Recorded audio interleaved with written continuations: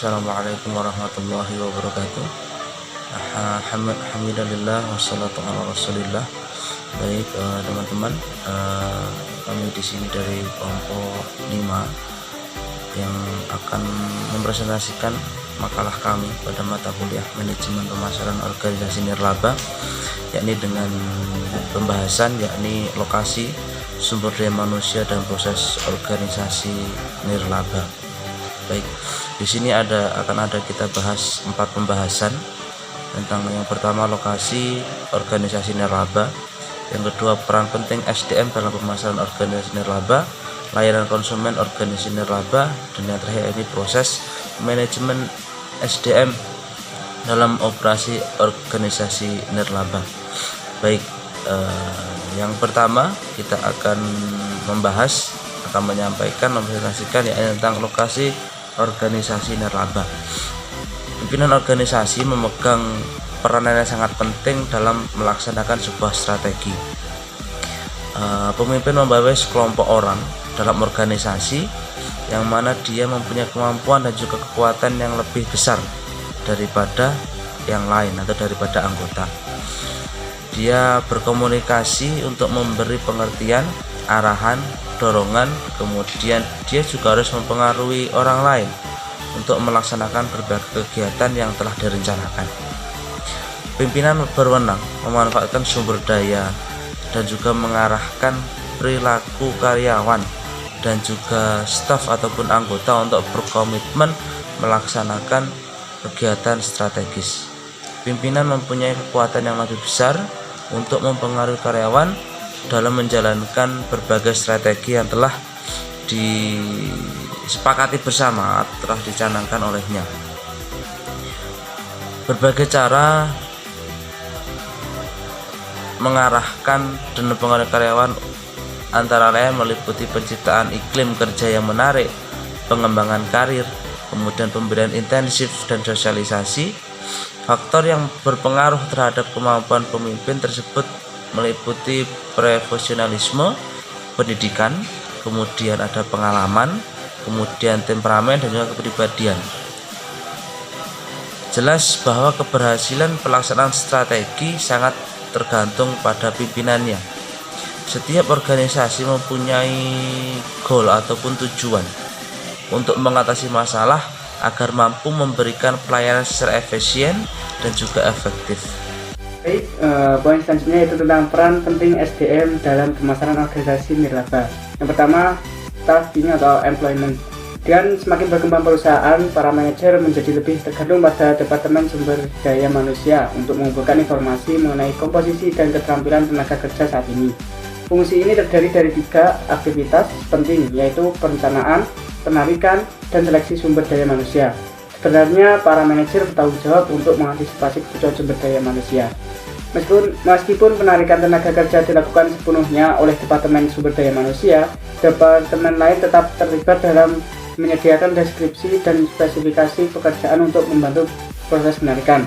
Dalam proses seleksi, Departemen Sumber Daya Manusia melakukan penyaringan melalui wawancara, tes, dan menyelidiki latar belakang pelamar. Yang kedua, performance evaluation, yaitu penilaian kinerja sumber daya manusia merupakan tugas dari manajer. Manajer sebagai penanggung jawab utama untuk mengevaluasi bawahannya, dan Departemen Sumber Daya Manusia bertanggung jawab untuk mengembangkan bentuk penilaian kinerja yang efektif dan memastikan bahwa penilaian kinerja tersebut dilakukan oleh seluruh bagian perusahaan. Yang ketiga, compensation. Dalam hal kompensasi atau reward, dibutuhkan suatu koordinasi yang baik antara Departemen Sumber Daya Manusia dengan para manajer. Para manajer bertanggung jawab dalam hal kinerja kenaikan gaji, sedangkan Departemen Sumber Daya Manusia bertanggung jawab untuk mengembangkan struktur gaji yang baik. Sistem kompensasi yang memerlukan keseimbangan antara pembayaran dan manfaat yang diberikan kepada tenaga kerja. Pembayaran meliputi seperti gaji, bonus, insentif, dan pembagian keuntungan yang diterima oleh karyawan. Yang keempat, training and development. Departemen Sumber Daya Manusia bertanggung jawab untuk membantu para manajer menjadi pelatih dan penasihat yang baik bagi bawahannya, menciptakan program pelatihan dan pengembangan yang efektif bagi karyawan baru. Yang kelima, employer relation. Dalam perusahaan yang memiliki serikat pekerja, Departemen Sumber Daya Manusia berperan aktif dalam melakukan negosiasi dan mengurus masalah persetujuan dengan pihak serikat pekerja. Setelah persetujuan disepakati, Departemen Sumber Daya Manusia membantu para manajer tentang bagaimana mengurus persetujuan tersebut dan menghindari keluhan yang lebih banyak. Selanjutnya, safety and health. Setiap perusahaan wajib untuk memiliki dan melaksanakan program keselamatan untuk mengurangi kejadian yang tidak diinginkan dan menciptakan kondisi yang sehat. Tenaga kerja perlu diingatkan secara terus-menerus tentang pentingnya keselamatan kerja. Suatu program keselamatan kerja yang efektif dapat mengurangi sejumlah kecelakaan dan meningkatkan kesejahteraan tenaga kerja secara umum. Yang terakhir, personal research. Departemen Sumber Daya Manusia bertanggung jawab untuk mengumpulkan dan menganalisis informasi yang menyinggung masalah ini. Hasilnya digunakan menilai apakah kebijakan yang sudah ada perlu diadakan perubahan atau tidak. Masalah yang sering diperhatikan oleh Departemen Sumber Daya Manusia adalah penyebab terjadinya ketidakhadiran dan keterlambatan karyawan, bagaimana prosedur penarikan dan seleksi yang baik, dan penyebab ketidakpuasan tenaga kerja. Nah, untuk materi yang selanjutnya yaitu layanan konsumen organisasi nirlaba. Dalam melaksanakan layanan pada konsumen organisasi nirlaba harus dapat mencapai kepuasan pelanggan. Customer satisfaction atau kepuasan pelanggan merupakan perasaan senang atau kecewa seseorang yang muncul setelah membandingkan antara persepsi atau kesan terhadap suatu kinerja atau hasil produk dan harapan-harapannya. Jadi kepuasan merupakan fungsi dari persepsi atau kesan yang diharapkan. Jika kinerja berada di bawah harapan, maka pelanggan tidak akan puas, dan jika kinerja memenuhi harapan, maka pelanggan akan puas. Kemudian jika kinerja melebihi harapan, maka pelanggan akan amat puas atau senang akan produk tersebut. Nah, kunci untuk menghasilkan kegiatan serta loyalitas pelanggan adalah memberikan nilai pelanggan yang tinggi. Nah, kepuasan pelanggan ini sangat tergantung pada persepsi dan ekspektasi pelanggan, seperti halnya apa yang didengar pelanggan dari pelanggan lainnya.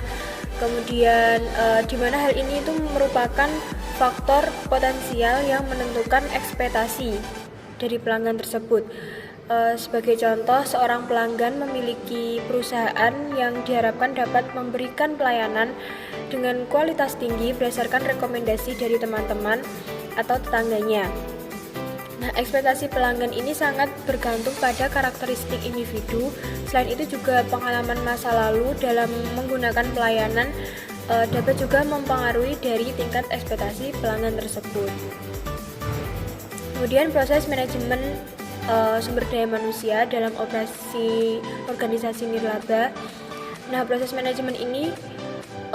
manajemen sumber daya manusia ini adalah segala proses yang berkaitan dengan upaya yang dilakukan dari mulai perencanaan sumber daya manusia, kemudian perekrutan, penandatanganan kontrak kerja, kemudian penempatan tenaga kerja, hingga pembinaan dan pengembangan tenaga kerja guna menempatkan dan tetap memelihara tenaga kerja pada posisi dan kualifikasi tertentu, serta bertanggung jawab sesuai dengan persyaratan yang diberikan kepada tenaga kerja tersebut.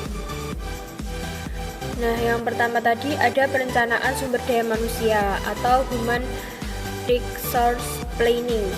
Nah, perencanaan sumber daya manusia itu merupakan perencanaan strategis untuk menempatkan dan memelihara kualifikasi manusia, kemudian perekrutan, penandatanganan kontrak kerja, kemudian penempatan tenaga kerja, hingga pembinaan dan pengembangan tenaga kerja guna menempatkan dan tetap memelihara tenaga kerja pada posisi dan kualifikasi tertentu, serta bertanggung jawab sesuai dengan persyaratan yang diberikan kepada tenaga kerja tersebut. Nah, yang pertama tadi ada perencanaan sumber daya manusia atau Human Resource Planning. Nah, perencanaan sumber daya manusia itu merupakan perencanaan strategis untuk menempatkan dan memelihara kualifikasi sumber daya manusia yang diperlukan bagi organisasi perusahaan dalam mencapai tujuan perusahaan. Nah, kemudian yang kedua yaitu penyediaan sumber daya manusia atau personal procurement, yaitu ketersediaan sumber daya manusia menurut kualifikasi tertentu adalah konsekuensi logis dan implikasi dari adanya perencanaan sumber daya manusia dibuat. Maka langkah selanjutnya dalam pelaksanaan adalah menyediakan sumber daya manusia dengan proses rekrutmen, seleksi, dan penempatan tenaga kerja. Nah, yang ketiga ini yaitu pengembangan sumber daya manusia atau personnel development.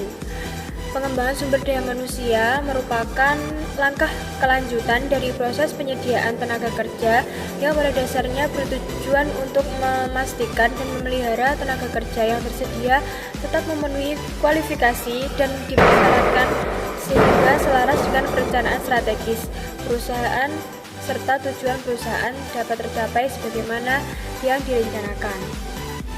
Yang terakhir yaitu pemeliharaan tenaga kerja atau personel maintenance. Jika tenaga kerja telah dipilih dari sumber daya yang terbaik, kemudian diberikan program yang terbaik, maka perusahaan dapat berharap bahwa tenaga kerja yang telah dipilihnya akan memberikan kinerja yang baik bagi perusahaan. Jika tenaga kerja telah memberikan kinerja yang terbaik bagi perusahaan, maka proses selanjutnya adalah memelihara tenaga kerja tersebut. Ini sangat penting untuk dilakukan guna menjamin agar tenaga kerja yang dimiliki perusahaan terpelihara produktivitasnya, efektivitas, dan efisiensinya. Nah, mungkin itu materi yang dapat saya sampaikan. Kurang lebihnya dari kelompok kami, kami mohon maaf sebesar-besarnya. Akhirul kalam. Wassalamualaikum warahmatullahi wabarakatuh.